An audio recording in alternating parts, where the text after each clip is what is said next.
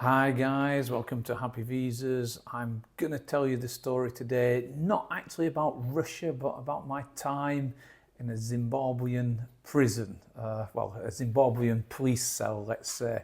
I spent 3 days of hell, and boy, was it hell.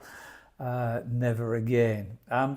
So basically, what happened? I was, it was more than 30 years ago. I was staying in Harare, Zimbabwe, Sable Lodge. It was a big house with about 100 backpackers, international travelers from all around the world, just backpacking through Africa.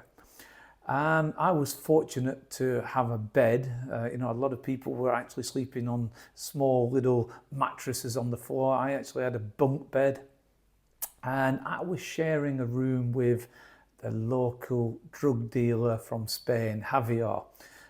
We became good friends, but he was very, very active. He was always like that, always sniffing, always had a little bit of a, yeah, good shit, man, good, always like that. And he was always jumping around, very, very active.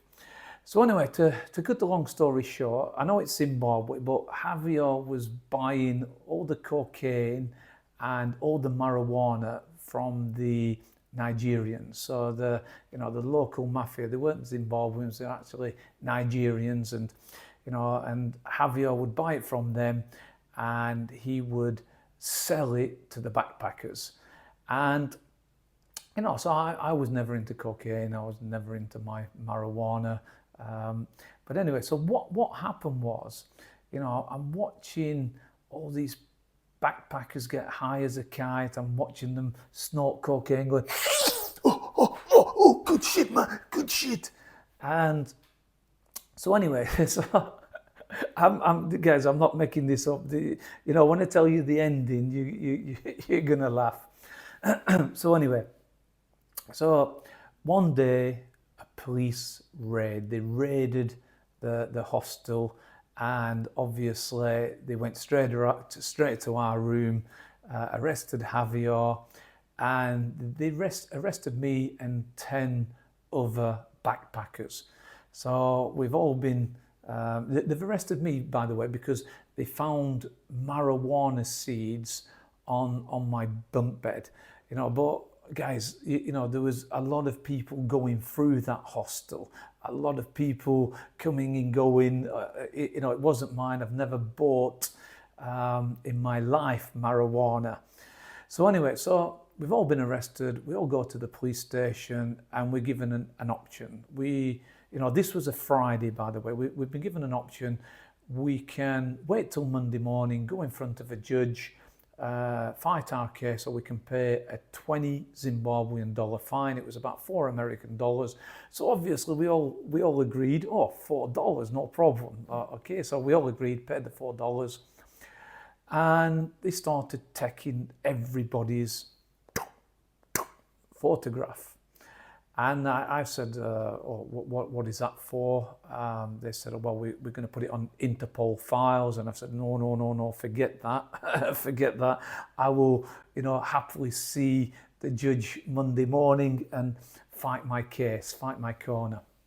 So basically, me and Javier in police cells, separate cells, but we're both in the police station. And boy, Friday night, every pisshead, every black African was in there.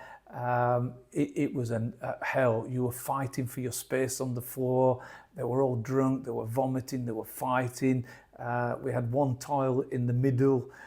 It was probably my worst experience ever.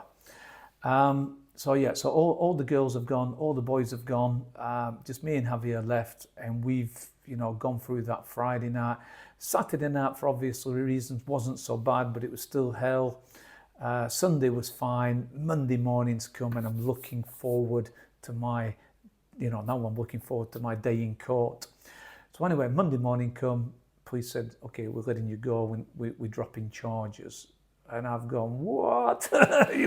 Couldn't you have dropped them, Friday evening or something? But anyway, they've kept Javier in there. They haven't let him go because they've arrested him for cocaine and things like that.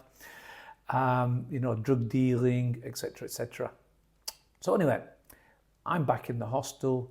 4 days later, Javier turns up, and I'm thinking, wow, Javier, you must have paid a big bribe for that. And he's not really commented, he's not really said anything. So anyway, but because I was there for almost 4 days, I knew all the police officers there. I even had lunch outside the police cell.